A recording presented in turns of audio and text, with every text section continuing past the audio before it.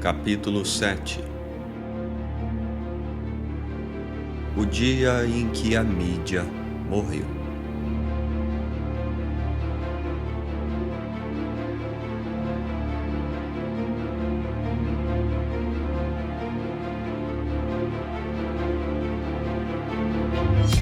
Passei o dia da eleição, 26 de março de 2000, na Chechênia. Queria evitar toda aquela história de ir às urnas, numa eleição que eu via como um deboche, depois de uma campanha que se poderia descrever como uma caricatura. Durante os menos de 3 meses decorridos desde a renúncia de Yeltsin, Putin não havia feito nenhum pronunciamento político, e ele próprio e os que o cercavam pareciam achar que isso era uma virtude. Fazer gracinhas para ganhar votos não era coisa digna dele. A campanha consistiu basicamente do livro que revelava sua visão de si mesmo como um delinquente e uma voltinha pilotando um caça que aterrissou no aeroporto de Grozny, atraindo muita atenção da imprensa uma semana antes da eleição. Toda a sua mensagem política parecia ser: não se metam comigo. Então aceitei um convite do Serviço Militar de Imprensa para cobrir a votação na Chechênia. Sabia que não poderia circular muito por lá e que teria oficiais russos monitorando cada um dos meus movimentos, mas achei que daria para ter uma boa ideia do estado de um lugar que eu havia conhecido bastante bem. A última vez que eu tinha ido à Chechênia tinha sido uns 3 anos antes, pouco depois da entrada em vigor do cessar-fogo.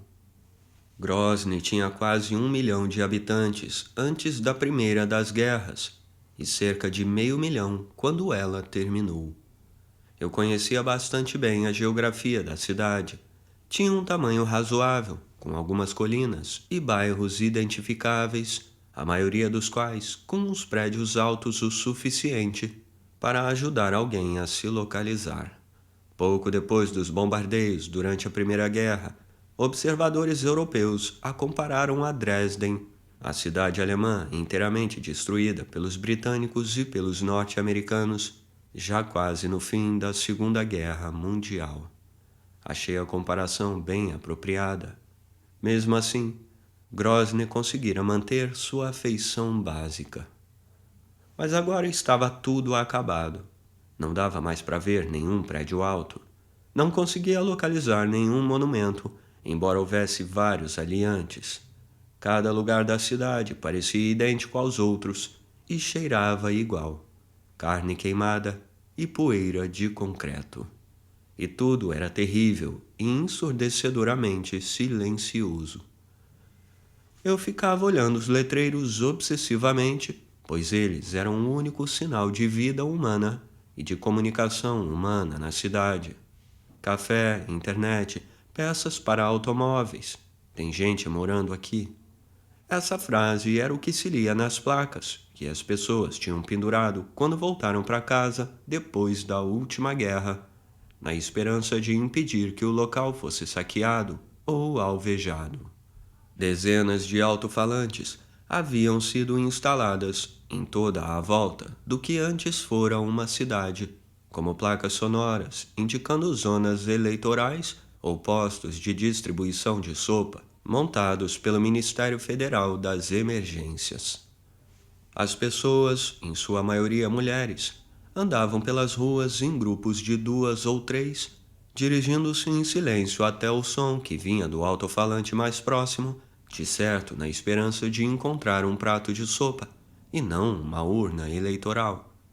Nós, jornalistas, fomos escoltados por nossos guias militares até um dos 9 locais de votação.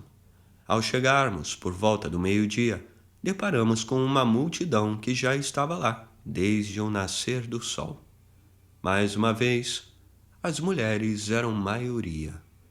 Tinham vindo na esperança de receber alguma ajuda humanitária, talvez porque alguém tivesse lhes prometido que haveria ali distribuição de comida e roupas, ou simplesmente por causa de algum boato. A democracia é a ditadura da lei, Dizia um cartaz afixado na entrada do pequeno prédio, citando uma declaração de Putin num claro ato de violência da lei eleitoral. Não havia sinal de ajuda humanitária. Uma senhora se aproximou e me pediu para escrever que ela tinha sido levada a morar na rua. A senhora votou? Perguntei. Votei. Em quem? Sei lá, respondeu ela com toda a simplicidade. Eu não sei ler. Me deram uma cédula e eu marquei.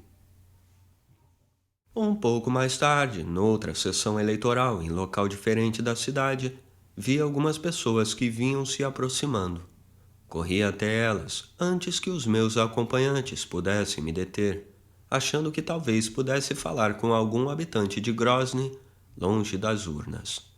Descobri que eram 3 pessoas que eu já tinha visto na primeira sessão que visitamos. 2 delas eram bem idosas e todas iam puxando uns carrinhos vazios. Disseram-me que depois que o ônibus com os jornalistas foi embora, os soldados avisaram que não haveria nenhuma ajuda humanitária. E aquela gente levou horas, voltando para aquilo que um dia tinha sido o seu lar. Usando os poucos momentos de que dispunha longe dos meus guardiães, tentei perguntar àquelas pessoas por que tinham voltado para Grozny. O casal idoso mandou que a mulher mais jovem me contasse a sua história. Ela tentou resistir, dizendo: "Para que falar disso?", mas acabou não desobedecendo aos mais velhos. Voltamos para recuperar os corpos dos nossos parentes. Eles nos levaram até lá. Todos estavam amarrados com arame, mas tem uma cabeça que nunca conseguimos encontrar. 8 membros da sua família estavam entre os milhares que foram detidos e depois sumariamente executados pelas tropas russas. A mulher e aqueles parentes próximos haviam deixado a cidade meses antes para ficar na casa de outros parentes numa pequena aldeia. Os outros 8 membros da família não foram embora porque não tinham dinheiro. Cada vez que alguém passava pelos postos de controle instalados pelo exército russo, tinha que pagar. Enquanto conversávamos, aproximou-se de nós uma outra mulher que arrastava atrás de si 2 sobrinhas, uma menina pálida de 8 anos e uma adolescente emburrada. "O pai delas morreu no bombardeio", disse ela. "A mãe não aguentou e morreu. E a avó delas também. As meninas enterraram os corpos no quintal. Ontem desenterramos o pai, levamos o corpo dele, mas os homens estão com medo de sair para enterrá-lo. Então ele está lá em casa mesmo." Pedi à adolescente que confirmasse a história, mas ela começou a chorar e se afastou do pequeno grupo. Aquela gente me disse que tinha votado numa ativista de direitos humanos, que no final da campanha tinha um percentual de intenções de votos tão baixo que a maior parte dos anúncios na imprensa não chegava sequer a mencioná-la. Mas também vi diversos eleitores de Putin entre os chechenos. "Não aguento mais guerra", disse-me um homem de meia idade. "Não aguento mais ficar passando, como um bastão, das mãos de uns bandidos para as de outros." Olhei à minha volta. Estávamos numa área de Grozny, formada em grande parte por moradias particulares. Agora só havia ali umas grades, separando uma propriedade fantasma da outra. "Não foi Putin que fez isso?" perguntei. "Já tinha uns 10 anos que a guerra vinha acontecendo", respondeu o homem, exagerando um pouquinho. "Os primeiros conflitos armados na Chechênia datam de 1991. O que poderia ter mudado? Queremos um poder forte. É o poder que nos une. Somos o tipo de gente que precisa de um juiz." Havia um checheno entre os 10 candidatos praticamente desconhecidos que não tinham a menor chance de concorrer com Putin. Como era um milionário de Moscou, empresário do ramo imobiliário, o sujeito tinha mandado toneladas de farinha de trigo para os campos de refugiados pouco antes da eleição. "Não adianta votar nele", Disse-me o vice-coordenador de um desses campos, nos arredores de Ingushetia. Eu poderia votar nele, mas ninguém na Rússia vai fazer isso. O seu voto ia para Putin. Ele é um bom homem. Não fez isso conosco porque quis. Havia muitos outros querendo que tudo começasse de novo. O chefe do tal homem, um indivíduo de 50 anos, todo enrugado, que se chamava Hanzat, declarou: disseram para a gente votar em Putin, porque ele é que vai ser o presidente mesmo. Hanzat tinha passado 29 dias preso pelos russos durante a Primeira Guerra da Chechênia. Ainda tinha 2 cicatrizes na cabeça e uma marca permanente no ombro, onde tinha levado uma coronhada de fuzil. Mostrou um retrato do filho, um garoto de 16 anos, lábios grossos e cabelos cacheados, que estava atualmente preso. O pai descobriu em que campo o filho estava, mas os carcereiros lhe pediram um resgate de $1.000, prática bastante comum de ambos os lados do conflito. Ele não me disse o que aconteceu depois, mas alguns refugiados me contaram que ele saiu recolhendo dinheiro ali no campo, mas mal conseguiu reunir 1/10 da quantia pedida. O garoto continuava na prisão. O campo era um terreno cheio de tendas militares e um trem de 10 vagões que havia sido rebocado até o local, solução bem comum para suprir a falta de moradias intactas. Eu mesma estava hospedada num trem militar, numa cidadezinha não longe dali. O escritório de Hanzat ficava num desses vagões. Na porta, pelo lado de fora, estava colado um papel contendo 61 nomes escritos à mão debaixo do título, levados para a cadeia de Naursk e mais tarde transportados para o hospital de Piatigorsk. Ao lado de cada nome, viam-se idades que iam dos 16 aos 52 anos. Aparentemente, eram refugiados que haviam sido levados para um hospital antes que a imprensa fosse visitar a cadeia mais famosa da Chechênia.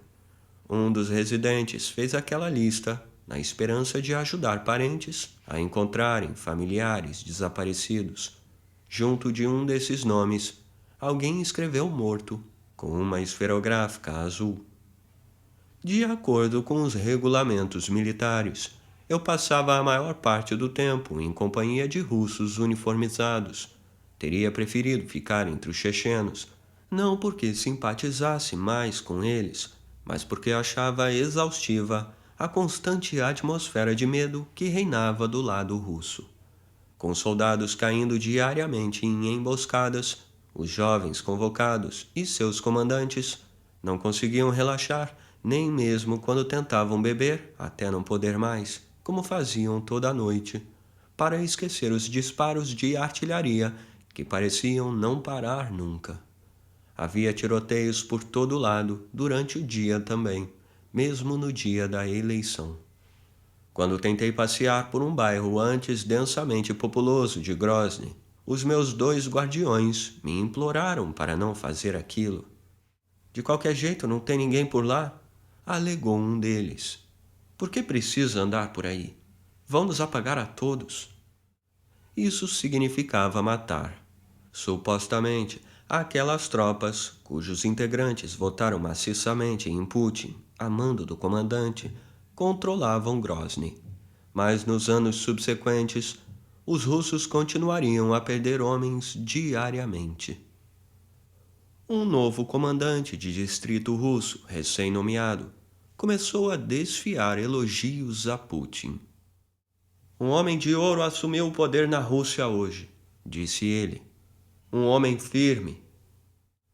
Antes da eleição, os comitês organizadores locais haviam percorrido os porões da vizinhança, fazendo uma lista dos eleitores.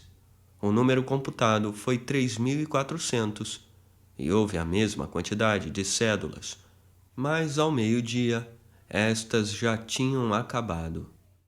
Eu lhes disse que haveria mais gente, reclamava o tal comandante, mas eles não me deram ouvidos.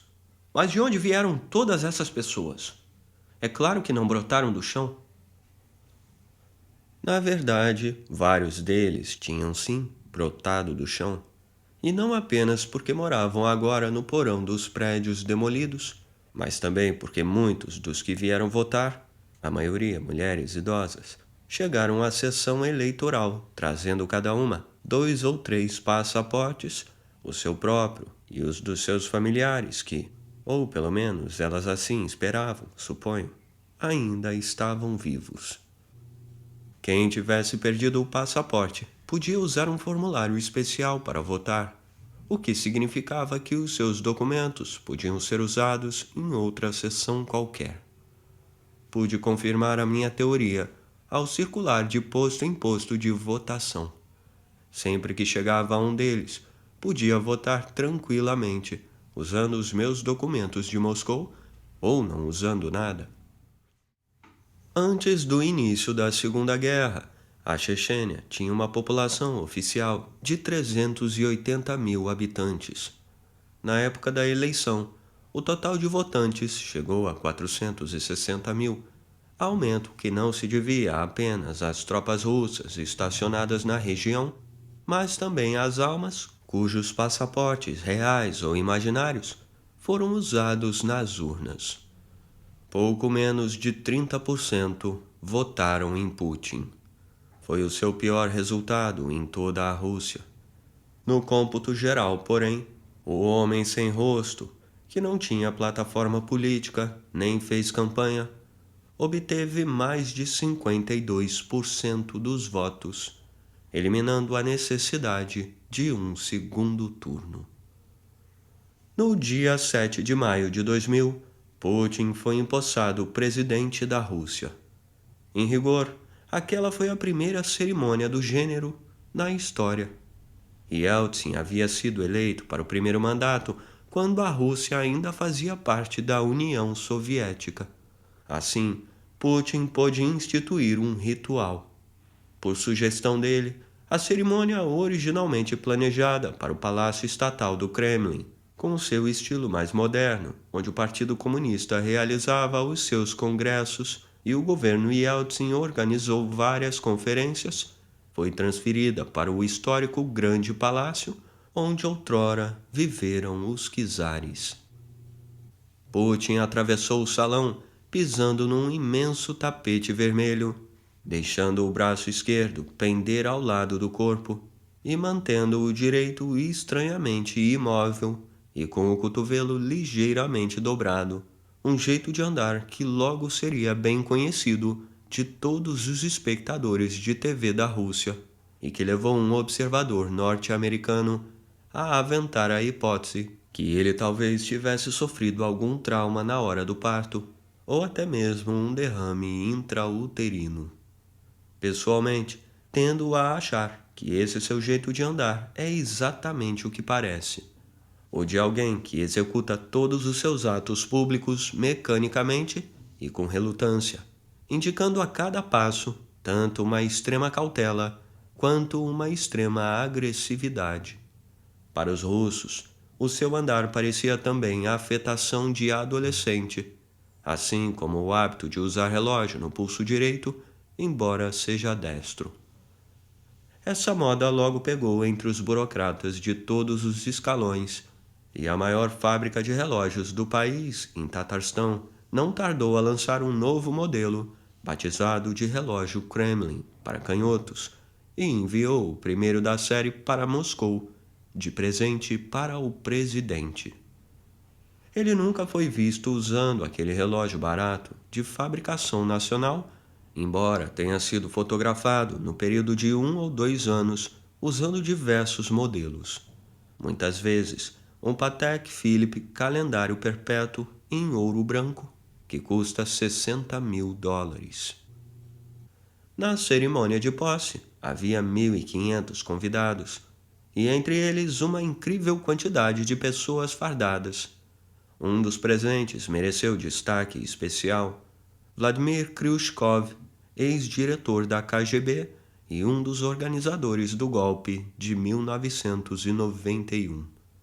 Um repórter que estava no local o descreveu como um velho de baixa estatura, com dificuldade para ficar de pé e que se levantou uma única vez na hora da execução do hino nacional.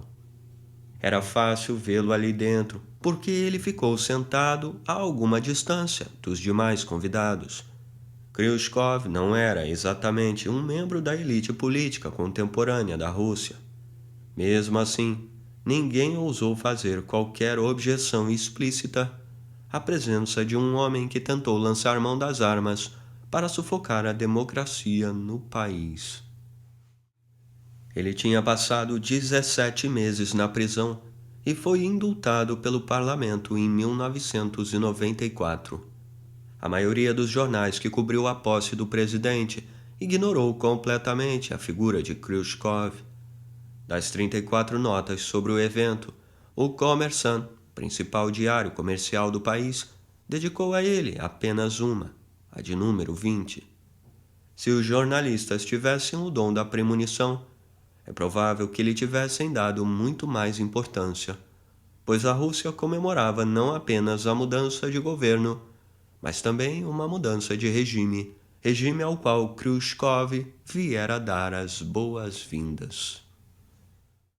Poucos meses antes, em 18 de dezembro de 1999, quando faltavam 2 semanas para ele se tornar presidente em exercício, Putin tomou a palavra num banquete com que se festejava a data de criação da Polícia Secreta Soviética, um obscuro feriado profissional que estava destinado a ganhar destaque nos anos subsequentes, com as ruas enfeitadas por faixas comemorativas e transmissões dos festejos pela TV.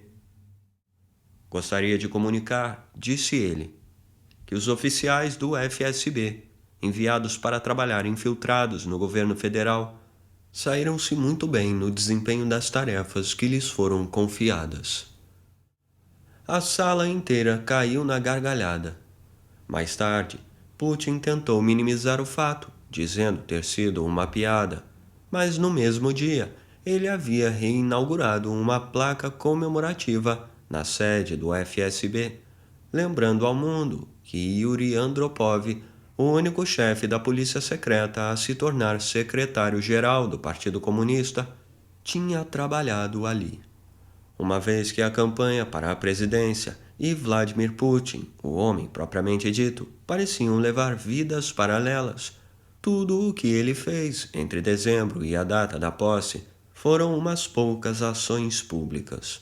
Escolheu o primeiro-ministro, um homem cuja estatura imponente, a possante voz grave, o jeitão de galã hollywoodiano e o sorriso revelando dentes branquíssimos contrastavam com a sua falta de ambição política. Mikhail Kasyanov parecia ter a burocracia infiltrada no sangue. Depois de fazer carreira nos ministérios soviéticos e de uma suave transição, trabalhando para alguns ministros em vários gabinetes do governo Yeltsin, tornara-se recentemente ministro das Finanças. Ele me chamou no dia 2 de janeiro, apenas 3 dias depois da renúncia de Yeltsin, disse-me Kasyanov, e expôs as condições para a minha nomeação, dizendo: se você não se intrometer na minha seara, poderemos nos entender. Kasyanov, nada familiarizado com esse tipo de linguajar, ficou mais impactado pelas palavras de Putin que pelo teor da sua declaração. Pela Constituição, o primeiro-ministro tem ampla autoridade sobre as corporações militares. Putin estava lhe dizendo que, se ele quisesse ocupar aquele cargo, teria de abrir mão desses poderes. Kasyanov aceitou prontamente e, em troca, pediu que o presidente lhe permitisse implementar as reformas econômicas que havia planejado. Putin concordou e o nomeou seu vice-primeiro-ministro, prometendo fazer dele o premier assim que tomasse posse. Na verdade, Kasyanov assumiu a tarefa de tocar o governo. Putin se pôs a preparar o que tinha chamado de sua seara. O seu primeiro decreto como presidente em exercício assegurava a Boris Yeltsin imunidade judicial. O segundo estabelecia uma nova doutrina militar russa, abandonando a velha política de não agressão no que se refere às armas nucleares e enfatizando o direito de usá-las contra agressores, abre aspas, se outros meios de solução do conflito houverem se esgotado ou se revelarem ineficazes. Fecha aspas. Pouco depois, outro decreto reestabeleceu o treinamento obrigatório para os reservistas. Todo cidadão fisicamente capaz era considerado reservista, algo que havia sido abolido para alívio das esposas e mães russas depois que o país se retirou do Afeganistão.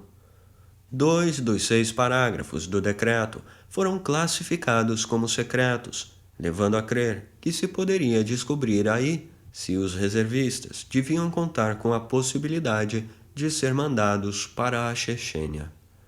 Dias depois, Putin baixou uma portaria concedendo aos 40 ministros do governo e outras autoridades o direito de classificar informações como secretas, numa evidente violação à Constituição. Também reestabeleceu o treinamento militar obrigatório nas escolas secundárias, tanto públicas quanto particulares.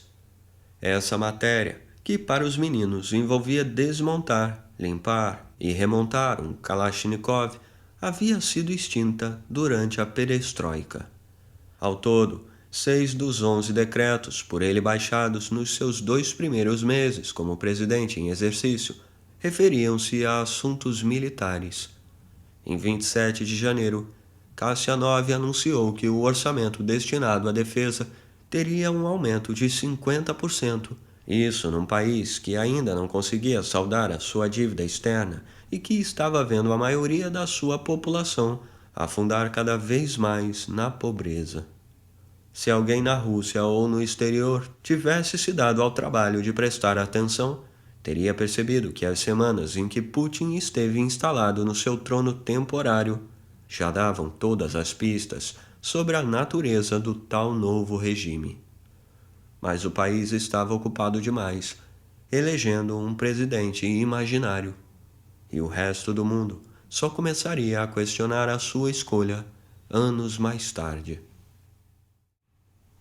Quando Putin tomou posse, eu estava novamente na Chechênia. Considerando-se o que a política e o jornalismo político tinham virado, é claro que eu precisava ter a sensação que havia algum sentido no que fazia. Com o sistema político do país desmoronando bem diante dos meus olhos, sentia-se particularmente sortuda por ter a chance de pesquisar e publicar as histórias que julgava importantes. Dessa vez, viajava com militares e grupos de voluntários que procuravam soldados russos desaparecidos em combate. Àquela altura, já eram cerca de 1.000, metade dos quais estava desaparecida desde a última guerra. Voltei no fim de semana da posse, no meu segundo dia no escritório, depois da viagem, que também era o segundo dia de Vladimir Putin como presidente. Forças da Polícia Especial invadiram a sede de Mediamost de Vladimir Guzinski, empresa que era proprietária da revista em que eu trabalhava. Vários homens usando uniforme de camuflagem, máscaras de lã preta com fendas para os olhos e armados com fuzis automáticos de cano curto foram entrando nos escritórios do prédio recém-reformado que ficava bem no centro de Moscou, a cerca de 1,5 km do Kremlin. Agrediram alguns funcionários e atiraram pilhas de papel em caixas de papelão, que depois foram levadas em furgões. Mais tarde, a promotoria, a administração presidencial e os fiscais da Receita deram declarações públicas bem confusas e desconcertantes, tentando explicar o ataque. Disseram que suspeitavam de irregularidades fiscais. Disseram que suspeitavam de conduta imprópria por parte da segurança interna da Mediamost. Disseram até que suspeitavam que a empresa estivesse espionando os seus próprios jornalistas. No entanto, a natureza daquele ataque não era nenhum mistério para quem tivesse qualquer envolvimento com o mundo dos negócios, ou mesmo observado como os negócios se realizavam na Rússia dos anos 1990. Aquela invasão era uma ameaça. Esse tipo de ação era geralmente orquestrado por grupos do crime organizado para mostrar quem mandava ali e quem tinha mais influência junto à polícia. Sob vários aspectos, porém, a invasão da Media Most era diferente das demais. Por sua proporção, uma quantidade enorme de militares, vários furgões carregados de documentos. Pelo local da ação, o centro de Moscou. Pela hora em que ocorreu, em plena luz do dia, e pelo alvo visado, um dos 7 empresários mais influentes do país. Inusitado também era o seu suposto mentor, que os distribuidores da Media Most identificaram como sendo Vladimir Putin. Ele próprio alegou não ter qualquer conhecimento do ocorrido. Na hora da invasão, o presidente estava no Kremlin, num encontro com Ted Turner, relembrando os Jogos da Boa Vontade realizados em São Petersburgo na década de 1990 e discutindo o futuro da mídia. Os meses que se seguiram ao ataque à sede da Media Most foram aquele tipo de período difícil de lembrar e de descrever. O intervalo entre o diagnóstico e o desfecho, entre o dia em que ficamos sabendo que a história vai acabar e o dia em que ela efetivamente acaba. Acho que é perfeitamente possível dizer que as quase 70 pessoas que trabalhavam na minha revista e as centenas de funcionários do jornal e do canal de TV de Guzinski, NTV, o mesmo canal que havia transmitido a investigação das explosões ocorridas nos prédios residenciais, souberam no dia mesmo da invasão que aquilo era o começo do fim da maior empresa privada de jornalismo da Rússia. Mesmo assim, continuamos a trabalhar, praticamente como se não tivesse acontecido nada, como se a história dos problemas da empresa fosse mais uma a ser coberta. Não lembro como fiquei sabendo da prisão de Vladimir Guzinski no dia 13 de junho. Devo ter ouvido no rádio do carro, embora isso não me pareça muito provável. O verão de 2000 foi o segundo que passei pedalando por Moscou, o que na época era uma novidade em termos de meio de transporte. Nesse mês eu estava inclusive trabalhando numa matéria sobre ciclismo urbano. Deve ter sido algum colega que me contou, ou talvez algum amigo tenha me telefonado. Seja como for, a coisa mais importante que ouvi não foi que um dos homens mais influentes do país e que por acaso era quem pagava o meu salário tinha sido preso, mas que ele tinha sido preso sob acusações ligadas à privatização de uma companhia chamada Ruskoe Video. Eu precisava escrever aquela história. A Ruskoe Video era uma produtora de programas para a TV que pertencia a Dmitry Rozdetivensky, o homem de São Petersburgo que estava preso havia já 2 anos. A sua história foi uma matéria que acompanhei por algum tempo sem entender nada e que começou quando fui à cidade para escrever sobre o assassinato de Galina Starovoitova. As minhas fontes ali, entre as quais a assistente de Starovoitova, que tinha sobrevivido ao tiroteio, insistiram para que eu procurasse um casal mais velho que morava num apartamento amplo e bem montado no canal Griboyedov. Durante os vários encontros que tivemos ao longo de alguns meses, eles me contaram a história do filho, Dmitry Rozdetvensky, um produtor de TV de 44 anos, bem educado, que teve muito sucesso no governo de Sobchak, tendo inclusive colaborado em sua campanha à reeleição, e agora estava preso. Aparentemente, alguém havia armado para conseguir pegá-lo. Primeiro, em março de 1997, ele foi submetido a uma auditoria fiscal. Depois, em maio, recebeu uma carta do Serviço de Polícia Secreta local dizendo que o transmissor usado pela estação de TV, da qual ele era sócio, representava séria ameaça à segurança do Estado.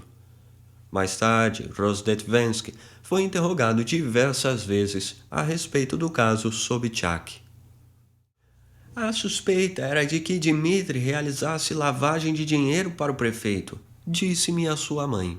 Mas Dmitry teve sorte. Sobchak nunca pagou um tostão à sua empresa, nem mesmo o que lhe devia pela produção e transmissão da sua propaganda eleitoral. Finalmente, em março de 1998, Rozhdestvensky foi acusado de evasão fiscal. Uma noite naquele mês, a equipe especial da Procuradoria vasculhou os apartamentos de 41 pessoas que tinham alguma relação com a Ruskoe Video, inclusive os freelancers. Foi aí que começaram os ataques, disse-me ainda a mulher. Quase todo dia o seu filho era intimado a comparecer para um interrogatório. O seu apartamento, o seu escritório e a sua dacha foram revistados inúmeras vezes. Em agosto de 1998, a mulher dele teve um derrame. Estávamos na dacha, prosseguiu ela. Ele tinha que vir para os interrogatórios diariamente e nunca sabíamos se voltaria. Eu conseguia aguentar esse tipo de coisa. O meu pai foi preso 3 vezes no tempo de Stalin. Mas Natasha, a esposa de Dmitri, se mostrou bem mais fraca. Em setembro de 1998, Dmitri Rozhdestvensky foi acusado de sonegação fiscal e levado para a prisão. Só viu os pais 2 meses mais tarde. Durante cerca de 1 ano e meio, estive com os Rozhdestvensky e eles iam me pondo a par da situação do filho. Dmitri estava sendo levado de um lado para o outro, passando por Moscou e, enfim, sendo transferido para uma prisão da polícia secreta nos arredores de São Petersburgo. As acusações contra ele também iam mudando. Primeiro, sonegação de um carro. Depois, sonegação do dinheiro recebido por um contrato publicitário. Mais tarde, a apropriação indébita de verbas para construir uma casa de veraneio. Pelo que percebi, os seus negócios e as finanças familiares estavam tão misturados e tudo era tão confuso que os promotores podiam continuar encontrando um jeito de mantê-lo atrás das grades pelo tempo que quisessem. O que eu não entendia era por que alguém queria vê-lo na cadeia. Os pais dele me disseram que aquilo era coisa de Vladimir Yakolev, o homem que substituíra Sobchak na prefeitura para se vingar do envolvimento de Rozhdestvensky na campanha para a reeleição do seu antecessor. Mas outras pessoas também haviam apoiado Sobchak. Será que ele estava servindo de bode expiatório, já que outros, como Putin, eram agora tão poderosos que tinham se tornado inatingíveis? Pode ser. Ou será que não era Yakolov que estava querendo se vingar, mas sim algum dos ex-parceiros comerciais de Rozhdestvensky, entre os quais se encontravam o próprio Putin e várias outras figuras influentes de São Petersburgo que aparentemente tinham acabado de abrir uma produtora de TV vinculada aos cassinos da cidade? Também pode ser. Ou será que, como achava a assistente de Starovoitova, era um caso macabro de chantagem por parte de um empresário que em vão tentara pressionar Rozhdestvensky a vender a sua firma? Mais uma vez, pode ser. Continuei indo ver os Rozhdestvensky, porque não conseguia saber como escrever a história do seu filho. Quanto mais coisas aconteciam, menos eu entendia aquilo tudo. O tal empresário que supostamente estaria chantageando Dmitri acabou sendo preso como mandante de vários assassinatos, inclusive o de um vice-prefeito encarregado de incorporações imobiliárias, e foi morto a tiros em 1997 na Nevsky Prospect, em plena luz do dia. Uma coisa estava clara. O que quer que estivesse acontecendo com Rozhdestvensky tinha pouco ou nada a ver com o processo jurídico contra ele, e tudo a ver com o jeito como se faziam negócios e política em São Petersburgo. Agora esse caso e essa empresa, de que a maior parte dos russos nunca tinha ouvido falar, haviam, sabe-se lá como, levado Vladimir Guzinski para a prisão. Como já tinha feito tantas vezes nos últimos 2 anos, sentei e comecei a remexer no arquivo que eu tinha reunido sobre essa história. Era quase meia gaveta de papéis, em sua maioria acusações legais e documentos que poderiam prová-las. Pela primeira vez, aquilo começou a fazer sentido para mim, embora eu não conseguisse ver ali um caso jurídico. Aliás, exatamente como os eficientíssimos advogados da Media Most. Não existe nenhuma acusação, disse-me nitidamente desnorteada uma mulher de meia idade, muito inteligente, que fazia parte da equipe jurídica. Não consigo nem mesmo entender de que crime se trata. Não faço ideia de onde tiraram os números que citam aqui. Nesse ponto, dizem que a própria empresa foi criada ilegalmente, mas referem-se a uma lei que não diz absolutamente nada a esse respeito. E mesmo que a firma tenha sido criada infringindo a lei, a Media Most não tem nada a ver com isso. O grupo maior tinha comprado a Ruskoe Video juntamente com dezenas de outras pequenas produtoras e emissoras regionais quando estava criando uma rede nacional. A firma de São Petersburgo nem era um dos maiores veículos de anúncios da rede. Foi comprada principalmente por causa do seu imenso acervo de filmes B que o grupo transmitia quando ainda estava preparando os seus próprios programas. Essa história seria cômica se não fosse tão triste, observou a advogada. Quem dera os crimes na Rússia fossem como esse. Ou seja, feitos de ilegalidades discutíveis. O crime na Rússia não tinha nada disso, mas muitos processos legais no país estavam começando a ficar exatamente desse jeito. Uma mistura confusa, cheia de contradições. Percebi que a minha teoria original sobre Dmitry Rozdetvensky estava certa. Tratava-se efetivamente de uma vingança pessoal. Mas o culpado não era nem o atual governante de São Petersburgo, como diziam alguns, nem um chefão mafioso que já estava preso, como acreditavam outros. Aparentemente, houve algum desentendimento muito sério entre Dmitry Rozdetvensky e Vladimir Putin, com quem ele tinha trabalhado na fracassada campanha de Sobchak à reeleição. Isso explicava porque, depois de eu ter acompanhado o caso por quase 2 anos, o promotor me ameaçou da última vez que lhe telefonei, em 29 de fevereiro de 2000. Esqueça isso, disse ele. Acredite, Masha, é melhor não ir mais fundo nessa história, ou vai se arrepender. Passei alguns anos escrevendo sobre casos judiciais e ninguém, nem mesmo criminosos acusados e seus comparsas geralmente nada agradáveis, jamais falou comigo daquele jeito. O que haveria de tão importante e assustador nesse caso particular? Só o fato de ele estar sendo realizado em nome do homem que era agora presidente em exercício do país. O promotor Yuri Vanyushin era um ex-colega de faculdade de Putin. Foi trabalhar na promotoria logo que saiu da universidade, assim como Putin foi para a KGB. Mas quando este voltou para Leningrado como vice de Sobchak, Vanyushin também foi para a prefeitura da cidade. Na época em que Putin foi para Moscou, 6 anos mais tarde, Vanyushin voltou à promotoria, tornando-se um investigador especializado em casos muito importantes, uma efetiva categoria legal. O processo contra Rozdetvensky não se enquadrava nos critérios para ter tal classificação, mas é claro que era um caso importantíssimo para uma pessoa também importantíssima.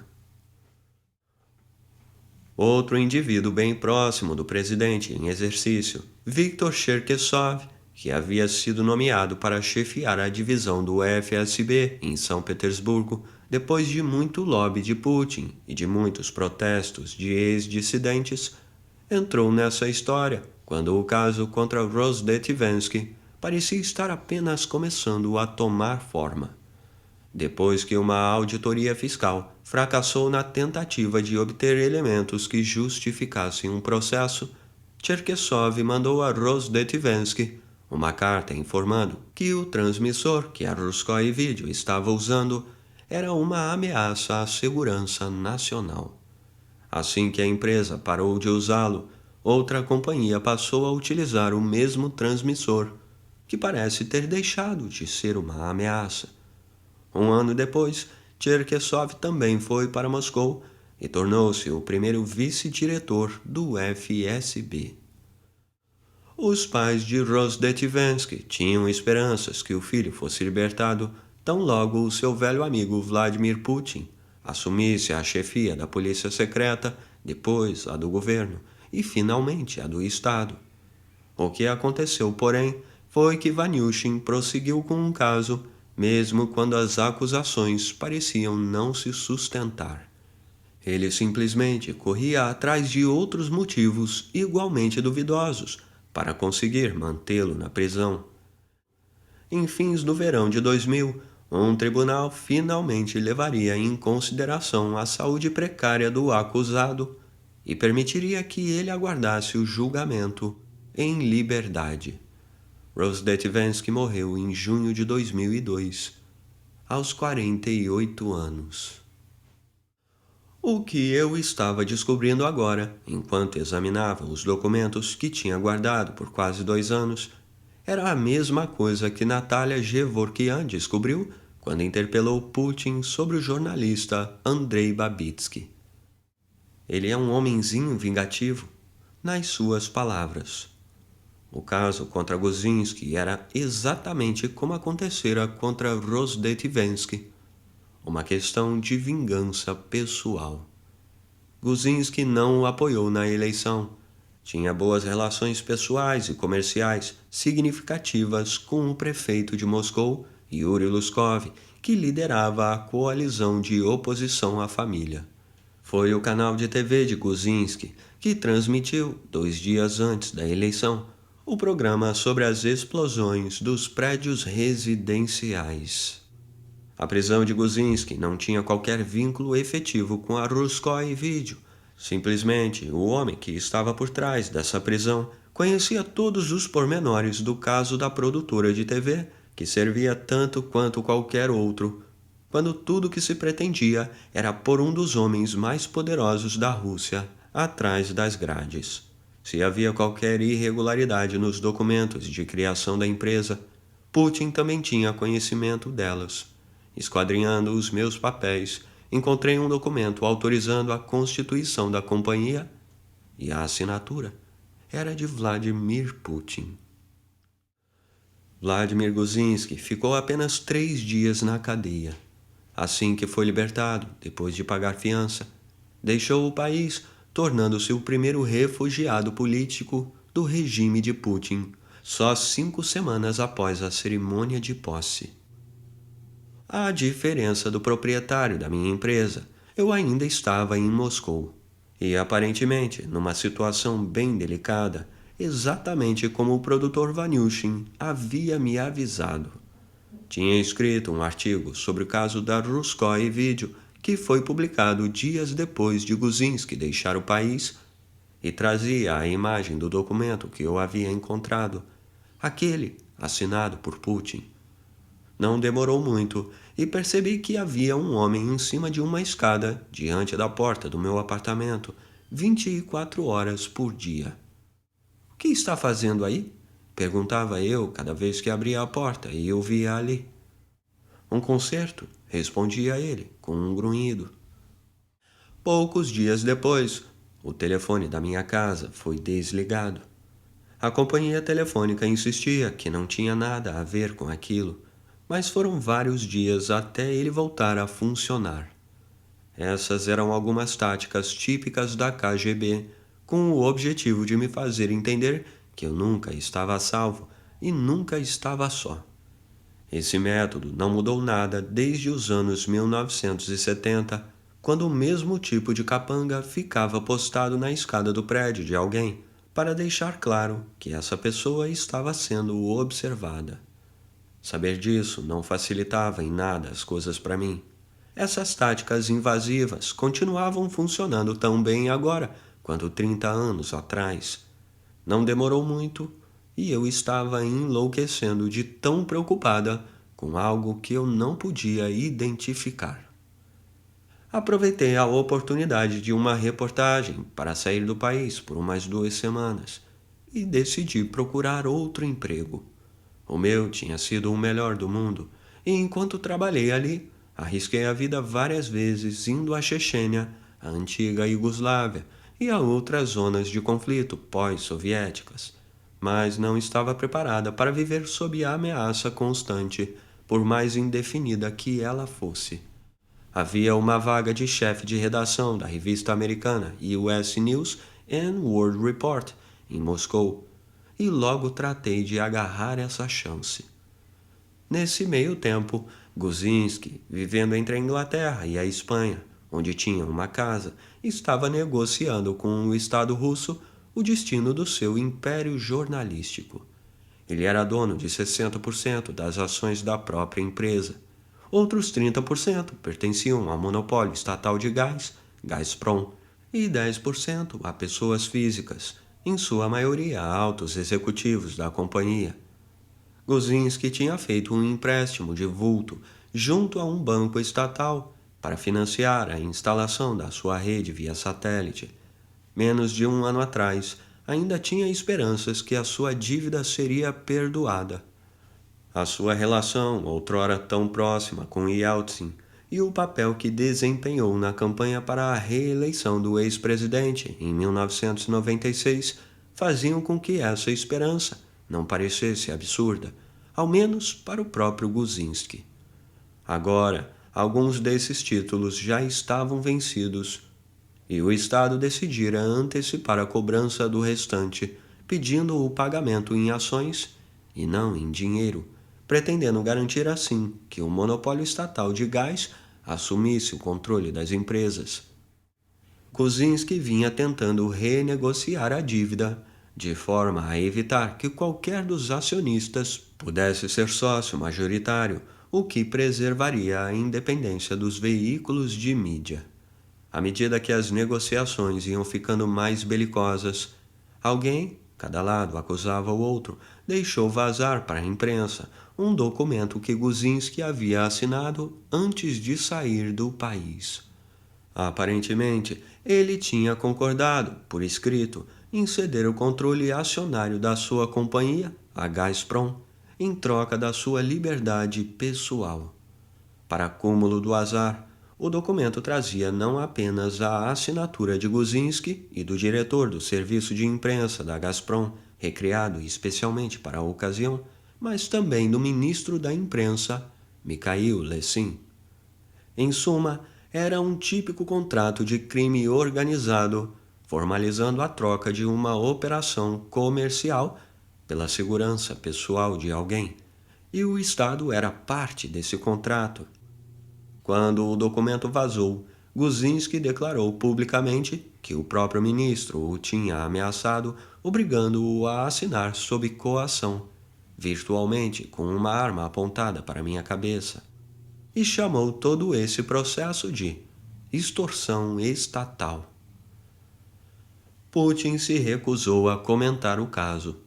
Apesar de tudo, porém, ninguém parecia duvidar que a ordem para extorquir de Guzinski a empresa de comunicação tinha partido diretamente dele. Mikhail Kasianov, o seu primeiro-ministro de dentes branquíssimos, pareceu genuinamente surpreso e até chocado com aquelas revelações e repreendeu Lesin publicamente diante das câmeras de televisão.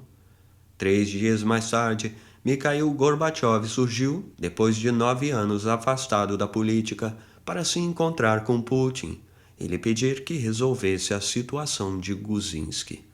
Mas saiu desse encontro abatido, declarando à imprensa que o presidente tinha se recusado a intervir. No dia seguinte, o primeiro-ministro iniciou a reunião ministerial, repreendendo Lesin mais uma vez.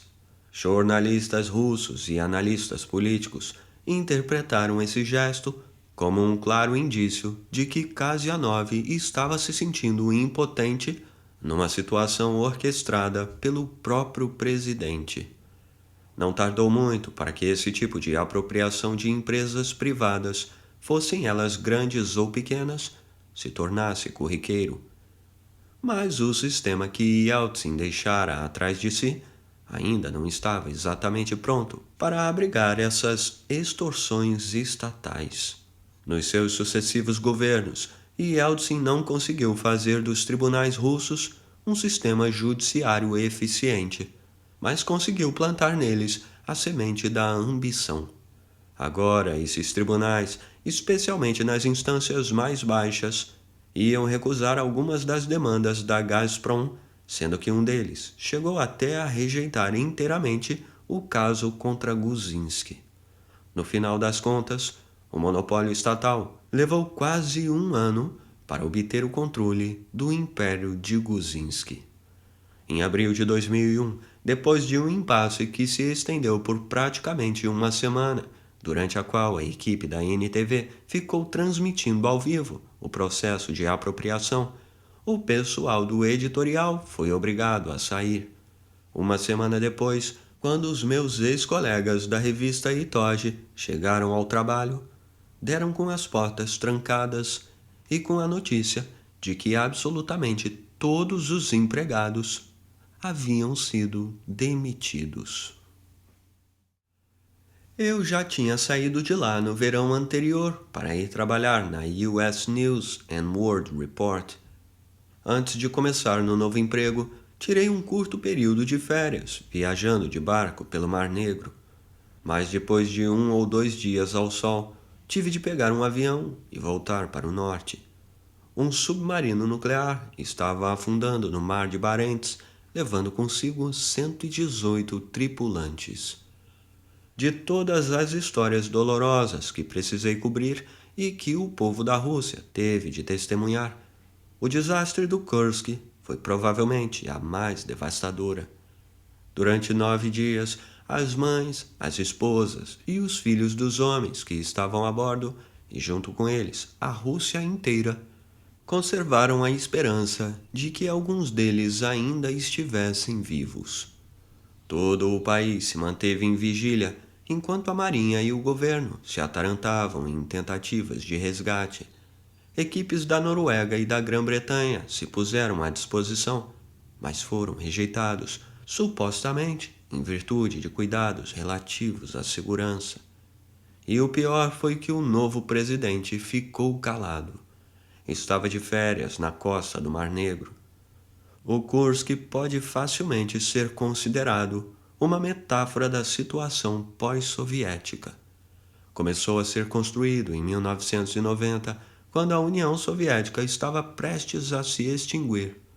Ficou pronto em 1994, sem dúvida alguma, o ponto mais baixo da história militar da Rússia, mas exatamente quando as suas ambições de superpotência, temporariamente abandonadas enquanto o Império ruía, voltaram a se reafirmar. O submarino nuclear era imenso, como um dia haviam sido essas ambições e voltariam a ser, com Putin no poder, prometendo despachar os inimigos privada abaixo. O Kursk, que praticamente não vinha tendo manutenção desde que foi lançado, participou de sua primeira missão no verão de 1999, quando Putin subiu ao poder, e ia participar da primeira operação importante de treinamento em agosto de 2000. Mais tarde, ficaria claro que nem o submarino, nem a sua tripulação, bem como toda a frota russa do norte, haviam sido preparados para o tal exercício. Na verdade, a operação não era oficialmente um exercício, ao menos em parte porque os navios e os seus homens não tinham conseguido preencher as exigências técnicas e legais exigidas para um exercício militar convencional.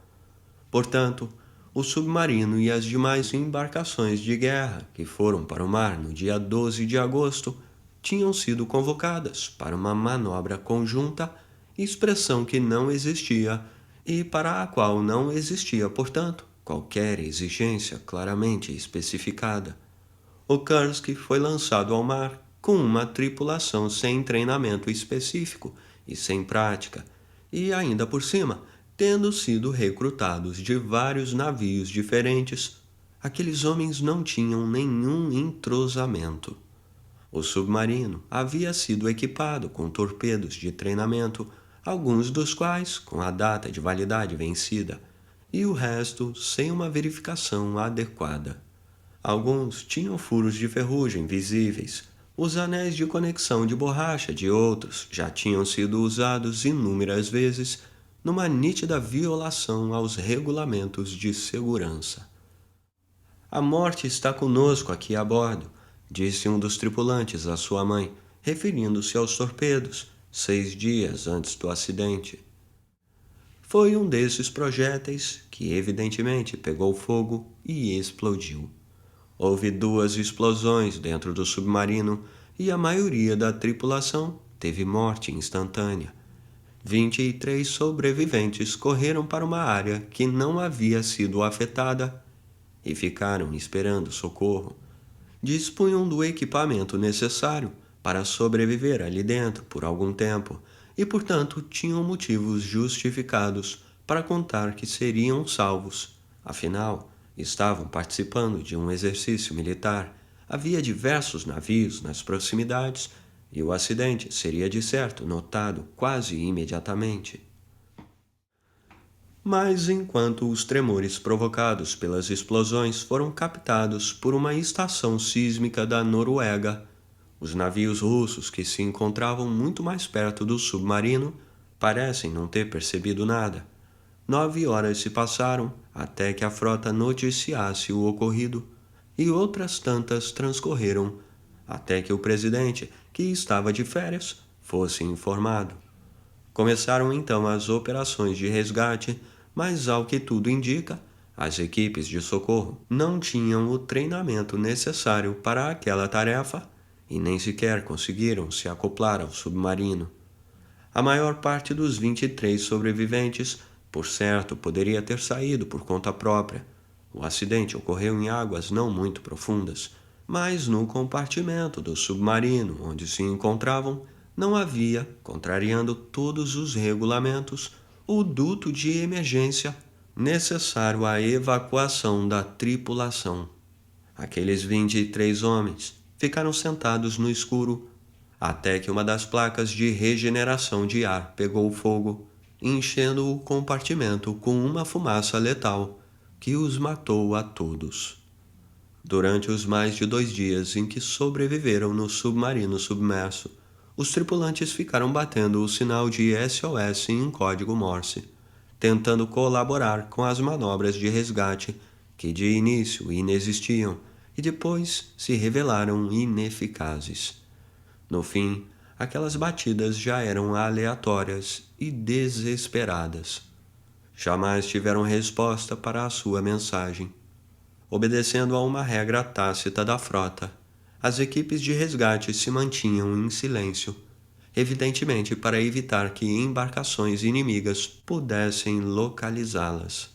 Foi por essa mesma razão essencial que as primeiras ofertas britânicas e norueguesas, no sentido de enviar mergulhadores para ajudar no resgate, foram recusadas. Quando, 8 dias depois do acidente, uma equipe norueguesa foi finalmente autorizada a penetrar em águas territoriais russas e descer até onde estava o Kursk, não teve dificuldades em abordar o submarino na primeira tentativa feita. Como não conseguiram abrir a escotilha, os noruegueses arranjaram o equipamento necessário e 9 dias após o naufrágio penetraram no Kursk e confirmaram que não havia nenhum sobrevivente.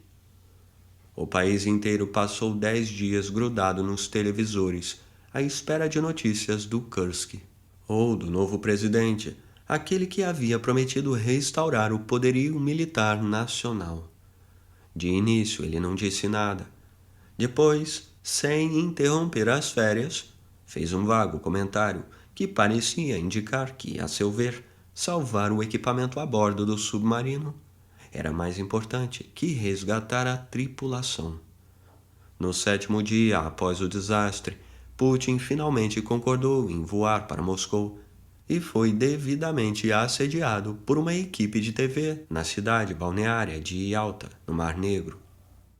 Fiz a coisa certa, declarou o presidente, porque a chegada de não especialistas de qualquer campo e a presença de altos oficiais na área do desastre não ajudariam em nada e provavelmente só atrapalhariam os trabalhos. É melhor cada qual ficar no seu lugar. Essa observação deixa claro que Putin via a si mesmo como um burocrata muito importante e poderoso, mas ainda assim um burocrata. Sempre achei que, chegando à presidência, mesmo que apenas indicado para o cargo, a pessoa teria que mudar, observou Marina Litvinovich, a jovem inteligente que havia trabalhado na criação da imagem de Putin antes das eleições. Se a nação estiver chorando, você tem que chorar junto com ela. Na época do desastre do Kursk, Litvinovich, que ainda estava na casa dos 20, tinha se tornado membro efetivo do que acabou sendo uma assessoria de imprensa permanente do Kremlin. Uma vez por semana, os diretores das 3 maiores redes de TV, juntamente com Litvinovich, reuniam-se com o chefe de gabinete de Putin, Alexander Voloshin, para descobrir assuntos da atualidade e planejar a sua cobertura. Em agosto de 2000, só 3 pessoas compareceram a tal reunião: Litvinovich, Voloshin e o diretor da empresa de rádio e televisão estatal. Os demais estavam de férias, como costuma acontecer em Moscou nesse período. Eu comecei a gritar com Voloshin, disse-me Litvinovich. Gritava que ele, o Putin, tinha de ir até lá. Até que, afinal, Voloshin passou a mão no telefone e ligou para o presidente dizendo: algumas pessoas estão achando que você devia ir até lá. Quem devia estar gritando era ele, pensei. Onde está o meu avião? E me dei conta que se eu não tivesse ido àquela reunião, ele não teria ido para o Ártico. O pequeno punhado de portos militares, onde ficavam as instalações da frota russa do norte, é um mundo à parte, fechado aos forasteiros e hostil a eles, mas em geral submisso às autoridades e confiante nelas. Não foi permitida a entrada de jornalistas em Vidyayevo, o porto de domicílio do Kursk. As famílias dos membros da tripulação foram embarcadas em ônibus fretados que cruzaram a toda a velocidade os postos de vigilância. Em raras ocasiões, algumas dessas pessoas enfrentaram a trilha de 3 quilômetros que separavam o local em que estavam alojados em Vidyayevo. Depois que foram deixados lá, não havia mais qualquer meio de transporte disponível. Então algumas enfrentavam a trilha de 3 quilômetros a pé para ir até um desses postos, onde os jornalistas se mantinham em permanente vigília. Um grupo de mulheres queria gravar uma mensagem em vídeo pedindo que os trabalhos de resgate não fossem interrompidos. Outro pediu aos jornalistas que levassem um grupo até a maior cidade da região, Murmansk, pois queriam comprar coroas fúnebres para jogar no mar. Os habitantes do lugar olhavam para essas mulheres aflitas, com um misto de piedade e medo. Ali, em cidades repletas de prédios de concreto de 5 andares, caindo aos pedaços, sem vidraças nas janelas e, em geral, sem aquecimento central, todos estavam acostumados ao perigo e à deterioração. Acidentes acontecem, repetiam os marujos e suas esposas. Nesse meio tempo, mulheres armadas de baldes e vassouras lavavam as calçadas e as praças públicas com água e sabão, na esperança de se protegerem da radiação que poderia estar vazando do submarino, embora as autoridades tivessem pregado cartazes para tranquilizar a população, dizendo-lhes que não havia qualquer risco de vazamento. 10 dias após o naufrágio, parentes da tripulação foram finalmente levados para o auditório de Vidyayevo, na expectativa de ver Putin. Enquanto esperavam, e isso durou horas, o comandante da Frota do Norte, almirante Vladimir Kuroyedov, falou aos presentes. O almirante, um homem alto, de rosto abrutalhado e curtido, usou toda a sua habilidade afiadíssima para se esquivar a qualquer pergunta que lhe fizessem. Eis aqui como um dos raros jornalistas que puderam testemunhar o evento, na verdade, um dos coautores da biografia oficial de Putin, descreveu a cena. "O senhor acredita que os homens ainda estão vivos?" Perguntaram-lhe. E sabe o que ele disse? Boa pergunta. A minha resposta vai ser tão direta quanto a pergunta. Ainda acredito que o meu pai, que morreu em 1991, está vivo. Veio então outra pergunta, provavelmente tão boa quanto a primeira. Por que não pediram ajuda estrangeira imediatamente? Estou vendo, respondeu ele. Estou vendo que o senhor assiste mais ao canal 4 que ao canal 2. Quando vocês informaram às autoridades que não tinham o equipamento necessário para salvar os tripulantes? Há 3 anos. Foi a resposta. Achei que alguém ia lhe dar um soco, mas não. Todos ali meio que se cansaram e perderam qualquer interesse pela conversa. Kuroyedov deixou atrás de si uma plateia frustrada. O vice-premier Ilya Klebanov, que havia sido encarregado das operações de resgate, estava presente.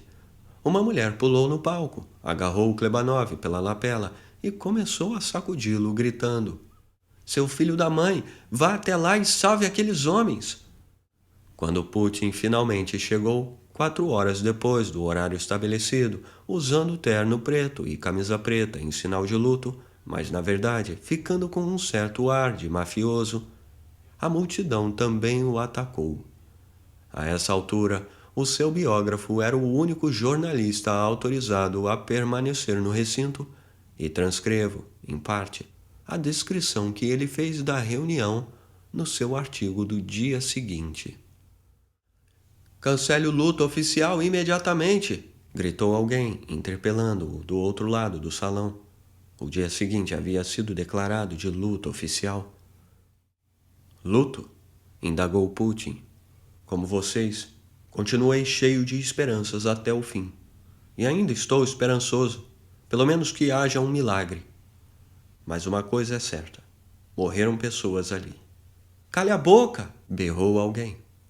"Estou falando daqueles que efetivamente morreram. Com toda certeza, há mortos no submarino. É por eles que decretamos luto. Só isso." Um dos presentes tentou objetar, mas ele não permitiu. "Ouçam o que estou querendo dizer. Apenas me ouçam. Sempre houve tragédias no mar, inclusive na época em que achávamos que vivíamos num país muito bem-sucedido. Sempre houve tragédias, mas nunca imaginei que as coisas estivessem nesse estado." "Por que demoraram tanto a pedir ajuda estrangeira?" indagou uma jovem. Ela tinha um irmão a bordo do submarino. Putin levou um bom tempo dando explicações. Disse que a construção do submarino datava de fins dos anos 1970, bem como todo o equipamento de resgate da Frota do Norte. Disse também que o ministro da Defesa, Sergeev, tinha lhe telefonado no dia 13, às 7 da manhã, e até então ele não estava sabendo de nada. Disse que países estrangeiros haviam oferecido ajuda no dia 15 e que essa ajuda tinha sido imediatamente aceita. "Nós mesmos não temos mergulhadores como esses?" gritou alguém em desespero. "Não temos sucata neste país", respondeu o presidente furioso. Segundo o artigo, Putin passou 2 horas e 40 minutos com as famílias dos tripulantes e, no fim, conseguiu convencer a todos, em boa parte porque passou 1 hora explicando em detalhes as medidas compensatórias que lhes seriam destinadas. Concordou também em cancelar a decretação do luto oficial, que, num lance de ironia macabra, acabou sendo respeitado por toda a Rússia, a não ser em Vidiaevo. Mas Putin saiu desse encontro amargo e abatido, prometendo nunca mais se expor a uma plateia semelhante. Nunca mais concordou em se confrontar publicamente com as vítimas de qualquer outro desastre. E houve vários durante a sua presidência. Logo, logo aconteceram duas coisas que só fizeram reforçar a sua opinião de que a visita a Vidiaevo havia sido desastrosa. No dia 2 de setembro, 3 semanas depois do naufrágio, Sergei Dorenko, o âncora do canal, que tinha feito boa parte do trabalho de rua na televisão de Berezovsky durante a campanha para criar o personagem de Putin um ano antes, criticou num programa a maneira como o presidente lidou com o caso Kursky. Dorenko obteve gravações da tal reunião e transmitiu alguns trechos que faziam o artigo do biógrafo parecer elogioso. Num desses trechos, dava para ouvir o presidente esbravejando. "Você viu isso na televisão?" gritava ele. "Pois significa que eles estão mentindo, mentindo. A gente na TV que passou 10 anos trabalhando para destruir o exército e a marinha. E agora vem falar como se fossem os maiores defensores dos militares.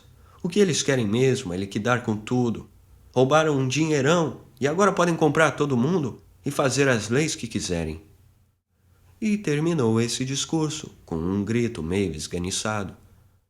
Dorenko, um sujeito carismático, com ar de machão e voz bem grave, passou quase uma hora dissecando a atitude de Putin, repetindo passagens que continham as suas observações mais inadequadas, exibindo imagens que mostravam o presidente ainda de férias, bronzeado e relaxado, com roupas claras de verão, sorrindo e rindo com os amigos, em sua maioria autoridades de alto escalão.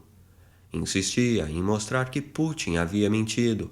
O presidente alegou que o mar esteve agitado durante 8 dias, dificultando os trabalhos de resgate.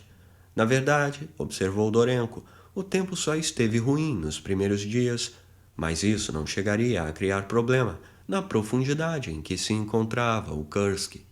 Comparou Putin a um aluno que chega atrasado à aula. Não sabemos a que tipo de professor ele pretende contar essas mentiras, mas sabemos o que um professor diz nesses casos. Não importa se você tinha ou não tinha razão, só sei que você tem de chegar aqui na hora. Passou então para uma cena de uma entrevista concedida por Putin à televisão estatal no dia seguinte à visita feita a Vidiaevo. Parecendo formal e circunspecto, ele disse que fazia pouco mais de 100 dias que tinha aceitado o fardo de governar o país. Na verdade, observou Dorenko, já tinham se passado 390 dias desde que Putin havia sido nomeado primeiro-ministro e ungido sucessor de Yeltsin. E antes disso, ele tinha comandado o FSB, abre aspas, que supostamente deve ficar de olho nos almirantes, fecha aspas. O regime não nos respeita e é por isso que mente para nós, concluiu o jornalista. Acho que foi nessa época, um ano depois da sua miraculosa ascensão, 100 dias depois da sua posse como presidente, que Putin se deu conta que ele agora era responsável por toda a estrutura caindo aos pedaços de uma ex-superpotência. Não tinha mais como se enfurecer contra aqueles que tinham destruído o poderio militar e o orgulho imperial soviético. Para muitos dos seus compatriotas, sendo presidente, ele agora passara a ser uma daquelas pessoas. A sua transformação não foi diferente da de um político que depois de anos e anos na oposição assume o poder. Só que Putin jamais fora político. Portanto, a sua raiva sempre fora privada, mas a sua humilhação era agora pública. Deve ter se sentido enganado. As pessoas contra as quais tinha despejado a sua fúria lá em Vidiaevo, aquelas que haviam desgraçado os militares na televisão e podiam, abre aspas, fazer as leis que quisessem, o tinham alçado ao poder para transformá-lo num bode expiatório. E depois usavam as suas redes de TV para humilhá-lo ainda mais. 6 dias depois da transmissão do programa de Dorenko, Putin apareceu no Larry King Live da CNN. Quando King lhe perguntou o que aconteceu, Putin deu de ombros, sorriu de um jeito malicioso, ao que parecia, e respondeu. Ele afundou. A frase ficou célebre. Soava cínica, desdenhosa e profundamente ofensiva com relação a todos que foram afetados pela tragédia. Só ao rever a transcrição do programa, 10 anos mais tarde, percebi que Putin estava tentando se comunicar. Estava indicando que não adotaria a versão que um comentarista político infeliz resolveu inventar, que o Kursk teria colidido com um submarino americano. Essa teoria da conspiração maluca não tem nada a ver. Ele simplesmente afundou. Era o que queria dizer aquele dar de ombros. O mundo inteiro viu algo completamente diferente e Putin aprendeu uma lição fundamental. A televisão, a mesma que o tinha criado, um presidente saído do nada, podia se voltar contra ele e destruí-lo com a mesma rapidez e, evidentemente, com a mesma facilidade. Então convocou Berezovsky, o antigo fazedor de reis, que ainda era o responsável pelo Canal 1, e pediu que o oligarca abrisse mão da sua cota na empresa. Eu me recusei na presença de Voloshin, o chefe de gabinete, relatou-me Berezovsky. Nesse instante, mudando o tom de voz, Putin disse: Então até logo, Boris Abramovich. E se levantou para sair e eu retruquei: Volodya, isso é um adeus. A nossa relação terminou com essa cena cheia de emoção. Quando ele saiu da sala, virei-me para Voloshin e disse: O que foi que nós fizemos, Sasha? Trouxemos os velhos coronéis de volta ao poder? Voloshin coçou a cabeça e respondeu: Acho que não. Ao testemunhar anos depois num tribunal de Londres, Voloshin não se lembrava de pormenores daquela reunião, limitando-se a dizer que o objetivo do encontro era comunicar a Berezovsky que o show tinha terminado. O empresário diz que se sentou imediatamente, escreveu uma carta dirigida ao seu ex-protegido e pediu ao chefe de gabinete que a entregasse. Escrevi sobre um jornalista americano que dizia que todo problema complicado tem sempre uma solução simples e essa solução está sempre errada. Escrevi também que a Rússia era um problema imensamente complexo e que ele estava imensamente errado, achando que podia usar métodos simples para resolvê-lo. Ele nunca recebeu qualquer resposta.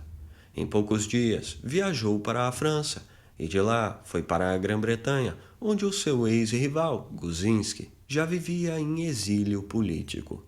Não tardou muito e foi expedido um mandado de prisão contra ele na Rússia, e Berezovsky abriu mão de sua participação no Canal 1. 3 meses depois da posse, 2 dos homens mais ricos da Rússia tinham sido privados de sua influência e, na verdade, chutados para fora do país.